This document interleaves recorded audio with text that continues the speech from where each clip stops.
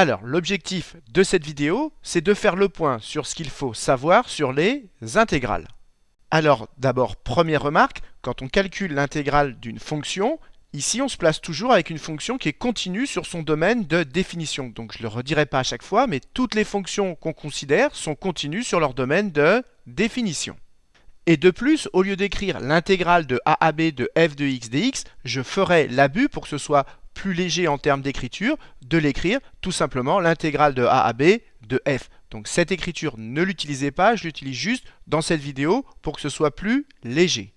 Alors la première utilisation des intégrales, c'est de calculer des aires. Et donc la première chose que vous devez maîtriser, c'est le lien qu'il y a entre les intégrales et les aires. C'est ce qu'on va réexpliquer maintenant. Alors la première chose fondamentale à savoir, c'est que si vous avez une fonction positive que j'ai représentée ici, eh bien l'aire sous la courbe entre a et b, cette aire que j'ai assurée ici, elle est égale à l'intégrale de f entre a et b. Donc retenez bien que si vous calculez l'intégrale d'une fonction positive, j'insiste bien, avec a plus petit ou inférieur ou égal à b, comme ici, si ces deux conditions sont remplies, a inférieur ou égal à b, et que la fonction est positive, eh bien l'intégrale correspond à l'aire sous la courbe entre a et b. Voilà la première chose fondamentale à savoir. Et attention, parce que si maintenant, au lieu de prendre une fonction positive, on prend une fonction négative sur l'intervalle AB, si vous calculez l'intégrale de a à b, toujours avec a plus petit que b de f, eh bien cette fois-ci, vous n'obtenez pas l'aire, mais vous obtenez moins l'aire parce que la fonction est négative. Et donc, au lieu de dire que l'intégrale est égale à moins l'aire, on peut dire que l'aire est égale à moins l'intégrale. L'aire est égale à moins l'intégrale, c'est ce que j'ai écrit ici. Donc évidemment, dans le cas d'une fonction négative. Donc si vous avez une fonction négative sur un intervalle AB, avec toujours a inférieur ou égal à b, c'est-à-dire que la borne ici en bas doit être inférieure ou égale à la borne qui est ici en haut. Si vous cherchez à calculer cette aire, eh bien cette aire est égale à moins l'intégrale entre a et b. Ça, c'est extrêmement important de bien le comprendre. Alors ensuite, la question qui vient naturellement à l'esprit, c'est qu'est-ce qui va se passer si la fonction change de signe, comme ici? Eh bien, on sera obligé de faire deux calculs. Premièrement, on va calculer cette aire qui correspond à l'intervalle sur lequel la fonction est positive, et ensuite calculer cette aire qui correspond à l'intervalle sur lequel la fonction est négative. Alors, si cette aire, on l'appelle A1 et que cette aire, on l'appelle A2, l'aire totale assurée, c'est bien A1 plus A2. Mais combien vaut A1? Puisque la fonction sur l'intervalle 1, 3 est positive, eh bien cette aire, c'est égal tout simplement à l'intégrale de 1 à 3 de petit f. Et ensuite, combien vaut A2? Comme sur cet intervalle, la fonction est négative, eh bien, comme on l'a expliqué, cette aire, c'est moins l'intégrale de 3 à 4 de petit f.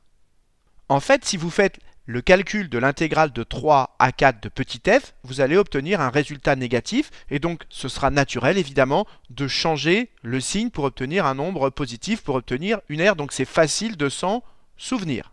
Alors attention, parce que l'erreur classique, c'est quoi? C'est de calculer directement l'intégrale de 1 à 4 de petit f. Et si vous calculez l'intégrale de 1 à 4 de petit f, eh bien, qu'est-ce que vous allez calculer? En fait, vous allez calculer l'intégrale de 1 à 3, donc vous allez avoir A1, et ensuite vous allez calculer plus l'intégrale de 3 à 4. Mais l'intégrale de 3 à 4, ça correspond à moins l'aire. Donc ça va correspondre à moins A2. Donc si vous calculez en fait l'intégrale de 1 à 4 directement, eh bien vous aurez A1 moins A2. C'est-à-dire que vous aurez cette aire moins celle-là. Ce n'est pas ce que vous cherchez à calculer. Et donc, vous devez vous poser la question à chaque fois que vous voulez calculer une aire avec une intégrale, est-ce que la fonction est positive ou pas? Et pour cela, il faudra penser à faire un tableau de signes. Mais souvent, il y aura une question à l'intérieur de l'exercice qui vous incitera à le faire. Donc, si vous calculez cette intégrale, vous pouvez tout à fait le faire, mais ça ne correspondra pas à l'aire que vous cherchez. De la même façon, vous pouvez calculer des intégrales où la borne qui est en bas est plus grande que la borne qui est en haut, mais alors, vous ne pourrez pas conclure au lien entre l'intégrale que vous êtes en train de calculer et une aire que vous voudrez chercher. Pour pouvoir conclure et faire le lien entre intégrale et aire, il faut toujours que la borne qui est ici soit plus petite que la borne qui est là, et ensuite il faut connaître le signe. Est-ce que la fonction est positive? Dans ce cas-là, l'intégrale correspond à l'aire, et est-ce que la fonction est négative? Dans ce cas-là, l'intégrale correspond à moins l'air. Dans les autres cas, vous pouvez calculer l'intégrale, mais vous ne pouvez pas conclure entre intégrale et r. Alors là, on a expliqué comment calculer l'air entre une courbe et l'axe des abscisses. Et bien maintenant, généralisons et cherchons comment calculer l'air entre deux courbes. Alors regardez, ici j'ai représenté deux fonctions f et g sur un intervalle AB, et l'aire assurée entre les deux courbes, elle est égale à quoi si je l'appelle grand A cette aire? Eh bien c'est tout simplement, vous l'avez deviné, l'intégrale de A à B de la fonction du dessus, petit f, moins la fonction du dessous. Donc j'insiste bien, pour calculer l'aire, il faut commencer par savoir laquelle des deux est la plus grande. Donc il faut calculer f moins g, faire le tableau de signes, et pour cela vous aurez sans doute besoin de mettre en facteur et de mettre au même dénominateur pour faire le tableau de signes. Et une fois que vous aurez trouvé laquelle des deux est la plus grande, vous calculez l'intégrale de a à b, toujours avec a plus petit que b, de la plus grande moins la plus petite. Et faites bien attention, ne mélangez pas tout. Ici, on se moque que f ou g soit positive ou négative. Ce qui nous intéresse, c'est leur position relative, c'est-à-dire laquelle des deux est la plus grande, peu importe qu'elle soit positive ou négative. Alors la question qu'on se pose naturellement, c'est qu'est-ce qui va se passer si les deux courbes se croisent? Eh bien, tout simplement, ici, il faudra prendre sur cet intervalle 1, 2, g moins f, parce que g est au-dessus de f, et sur cet intervalle, il faudra faire le contraire, il faudra faire f moins g, parce que sur l'intervalle de 4, c'est f qui est au-dessus, la courbe de f qui est au-dessus de celle de g. Et donc, si on veut calculer l'aire assurée ici, elle sera égale à quoi? Elle sera égale à l'intégrale de 1 à 2 de la plus grande, c'est-à-dire de g moins f, plus l'intégrale de 2 à 4 de la plus grande, c'est-à-dire de f moins g, et vous serez obligé de calculer ces deux intégrales séparément.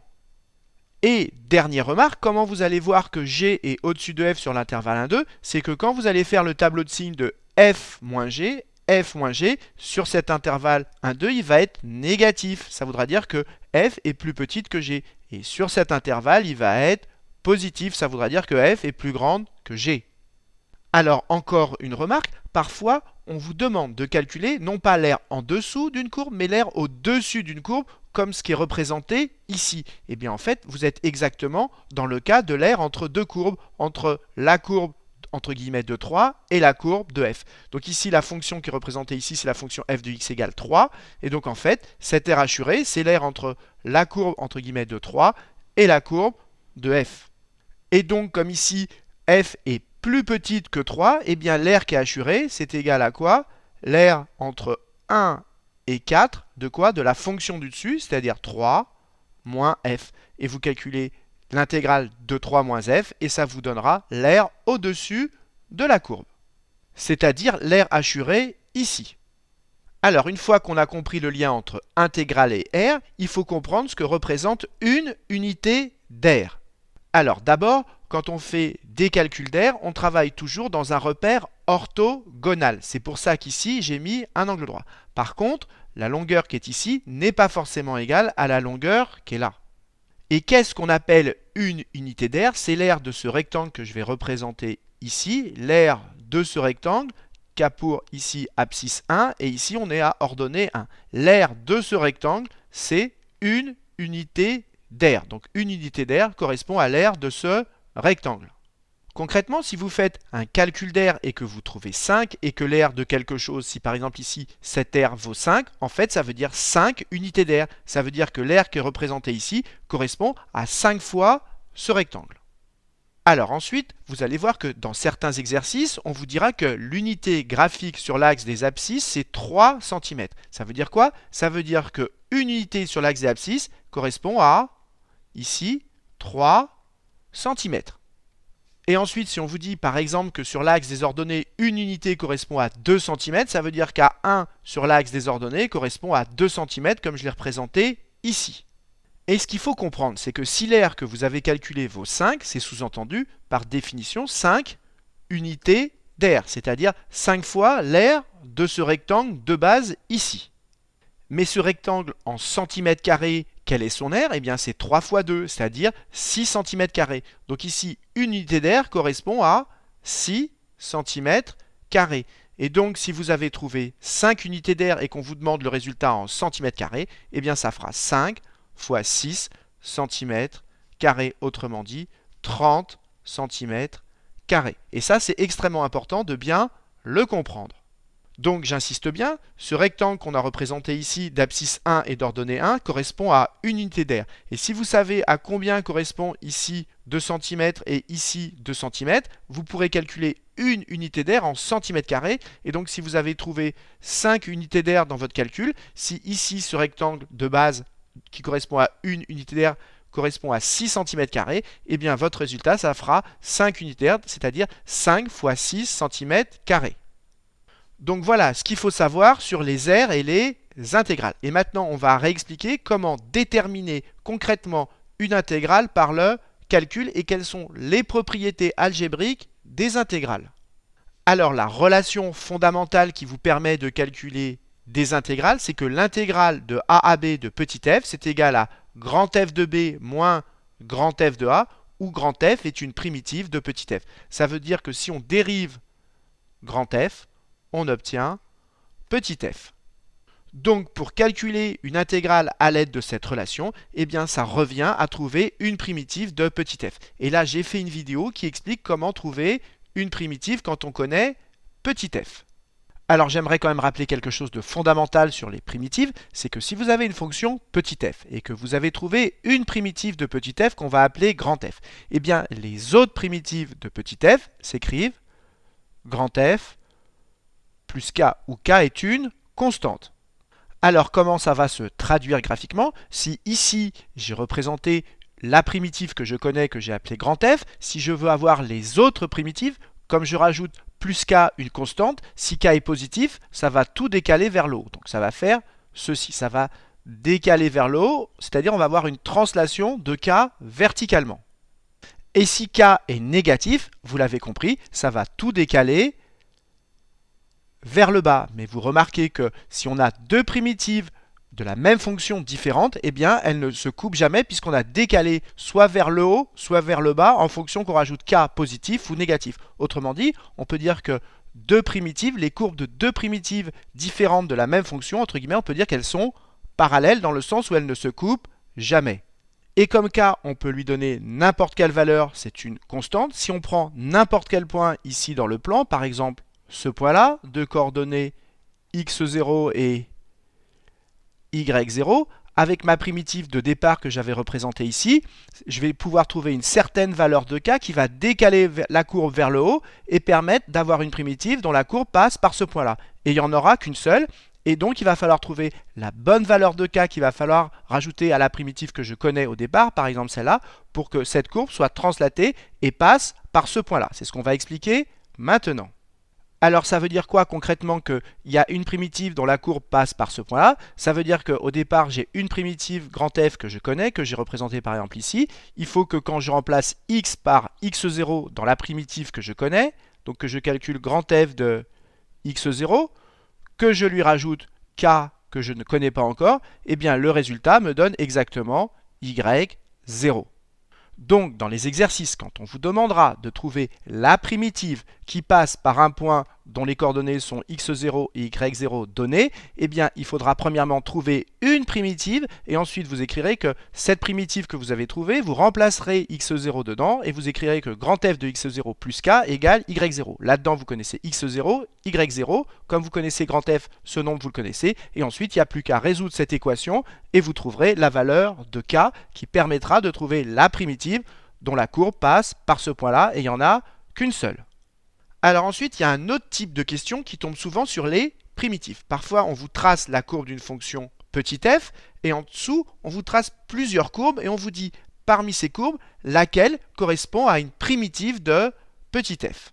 Alors, prenons un exemple pour rendre les choses plus concrètes. Eh bien, ici, je vous ai représenté une fonction petit f. J'appelle grand f une primitive de petit f.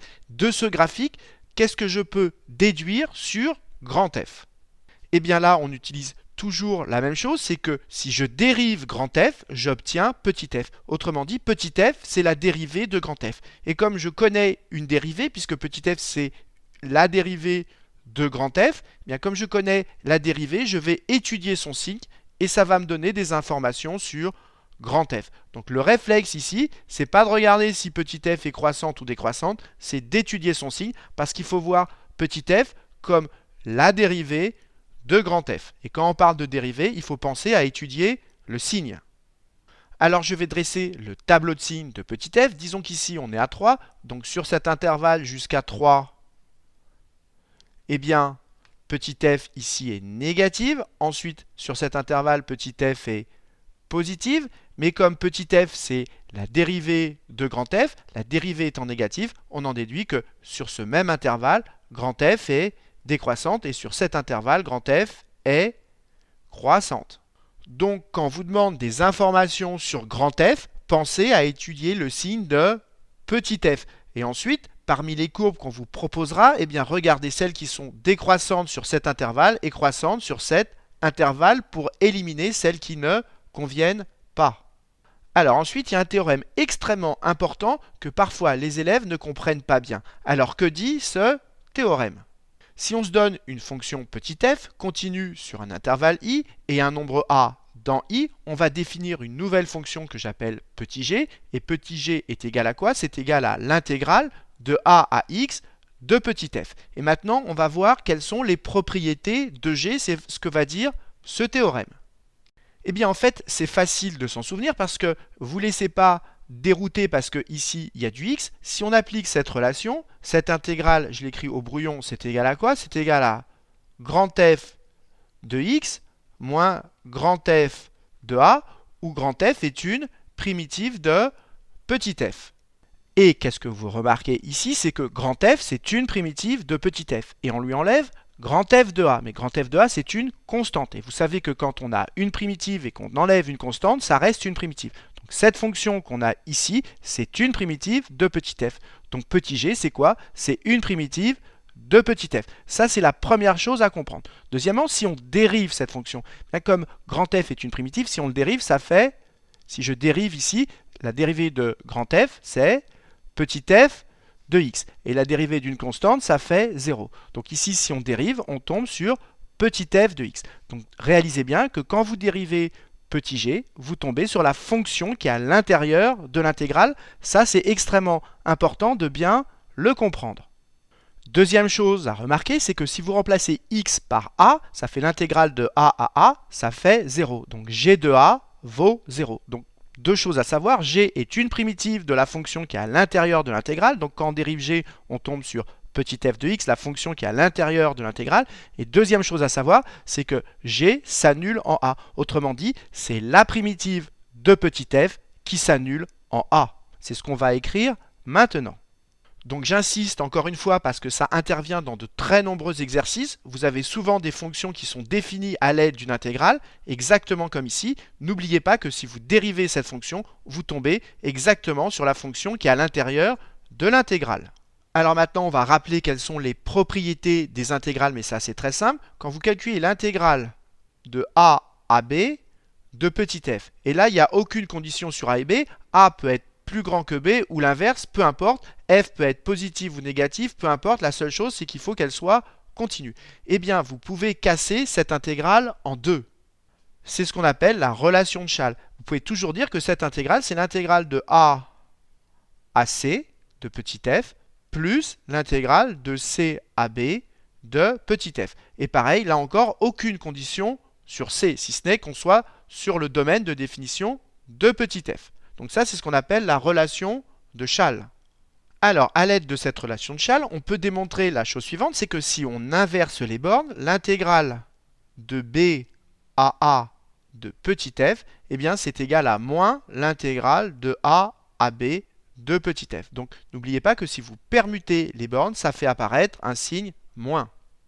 Alors encore une propriété très importante, même si elle est très simple à retenir, elle est importante parce qu'elle est pratique dans les exercices. Si vous avez à calculer l'intégrale de a à b de f plus g, c'est-à-dire d'une grosse fonction, eh bien vous pouvez casser cette intégrale et dire qu'elle est égale à l'intégrale de a à b de petit f plus l'intégrale de a à b de petit g. Quel est l'intérêt? C'est qu'au lieu de calculer l'intégrale d'une grosse fonction, eh bien vous calculez séparément deux intégrales, mais de fonctions plus simples. Donc c'est souvent plus pratique de calculer séparément ces deux intégrales que de calculer cette intégrale directement. Encore une propriété très importante, si vous avez à calculer l'intégrale de a à b de k fois f, où k est une constante, et faites attention, ici il faut impérativement qu'il y ait un multiplié. Bien, si vous avez une constante avec une multiplication, vous pouvez sortir la constante de l'intégrale. Donc c'est égal à k fois l'intégrale de a à b de petit f. Et là encore, ça va simplifier les calculs d'avoir sorti la constante. Alors ensuite, il y a encore une propriété extrêmement importante qu'on utilise très souvent, c'est que l'intégrale conserve l'ordre sous réserve que la borne ici a soit inférieure ou égale à la borne au-dessus b. Concrètement, ça veut dire quoi? Ça veut dire que si petit f est plus petite que petit g sur l'intervalle AB, alors leurs intégrales seront dans le même ordre. Attention, sous réserve que petit a soit plus petit que petit b. C'est-à-dire que le nombre qui est en bas ici soit plus petit que le nombre qui est ici en haut. Sinon, on ne peut pas appliquer ce théorème. Donc j'insiste bien, si f et g sont dans un certain ordre, alors leurs intégrales sont dans le même ordre, et j'insiste bien avec a plus petit que b. Alors, cette règle que l'intégrale conserve l'ordre, c'est très pratique pour encadrer des intégrales. Prenons un exemple. Imaginons que vous ayez démontré que petit f est compris entre x carré et x au cube sur l'intervalle 4, 10. Eh bien, comme l'intégrale conserve l'ordre, on va prendre l'intégrale de ça, l'intégrale de ça, l'intégrale de ça, et ça sera dans le même ordre en étant sur l'intervalle 4, 10. On en déduira donc que l'intégrale de x carré dx sur l'intervalle 4, 10, eh bien, c'est inférieur ou égal à l'intégrale entre 4 et 10 de petit f, qui est lui-même inférieur ou égal à l'intégrale de 4 à 10 de x au cube dx. Ensuite, ça, cette partie gauche, vous savez la calculer parce que vous savez trouver une primitive de x carré. Cette partie droite, vous savez la calculer parce que également vous savez trouver une primitive de x au cube. Donc comme vous allez savoir calculer la partie gauche et la partie droite, eh bien vous aurez un encadrement de l'intégrale de petit f sur l'intervalle 4, 10. Et donc cette technique, on l'utilise très souvent. Donc retenez bien que l'intégrale conserve l'ordre, attention, sous réserve que la borne qui est en bas soit plus petite que la borne qui est en haut. Alors, un cas particulier de cette propriété, c'est que si vous avez une fonction petit f qui est positive sur un intervalle AB, eh bien, l'intégrale de petit f sur l'intervalle AB sera également positive parce que quand on passe à l'intégrale, ça conserve l'ordre. Toujours faites bien attention, sous réserve que la borne qui est ici, petit a, soit plus petite que la borne qui est ici, petit b. Alors, quand est-ce qu'on utilise cette propriété? Eh bien, lorsqu'on vous demande le signe d'une intégrale. Si la fonction qui est à l'intérieur de l'intégrale est positive sur l'intervalle AB, eh bien alors l'intégrale sera positive. Attention, toujours sous réserve que le nombre qui est là soit plus petit que le nombre qui est là. Et si la fonction qui est à l'intérieur de l'intégrale est négative, eh bien alors l'intégrale sera également négative, toujours sous réserve que a soit inférieur ou égal à b. Donc concrètement, dans les exercices, quand on vous demande de trouver le signe d'une intégrale, il faut commencer par chercher le signe de la fonction qui est à l'intérieur de l'intégrale. Donc il faudra ici faire le tableau de signes de f, et souvent il faut penser à factoriser f et à mettre si besoin au même dénominateur. Ensuite vous faites le tableau de signes, et une fois que vous avez trouvé le tableau de signes, vous pourrez conclure au signe de l'intégrale en utilisant cette propriété. Alors, vous devez savoir également ce qu'on appelle valeur moyenne d'une fonction sur un intervalle AB. Bien, la valeur moyenne qu'on note mu est égale à ceci. On est sur l'intervalle AB avec A strictement plus petit que B, parce que si A était égal à B, ici ça ferait 0. Alors, non seulement vous devez connaître la définition de la valeur moyenne, qui est ici, mais en plus vous devez savoir l'interpréter dans le cas où la fonction petit f est positive sur l'intervalle AB. C'est ce qu'on va réexpliquer maintenant. Alors l'idée est la suivante, c'est que si on a une fonction petit f positive, l'aire sous la courbe de petit f, je l'assure ici en violet. Et maintenant, on va chercher une fonction constante pour laquelle l'aire sous la courbe soit égale à l'aire violette, c'est-à-dire à l'aire sous la courbe de petit f. Alors regardez, cette fonction constante en rouge que j'ai tracée ici, si je regarde l'aire sous la courbe, eh bien approximativement, elle est égale à l'aire violette, parce que ce qui dépasse ici, je l'ai récupéré là et là. Donc vous voyez, si j'assure l'aire en rouge ici, qui est l'aire sous la courbe de cette fonction constante, elle est approximativement égale à l'aire sous la courbe de petit f. Eh bien la hauteur de cette fonction constante, c'est ce qui correspond à mu, la valeur moyenne.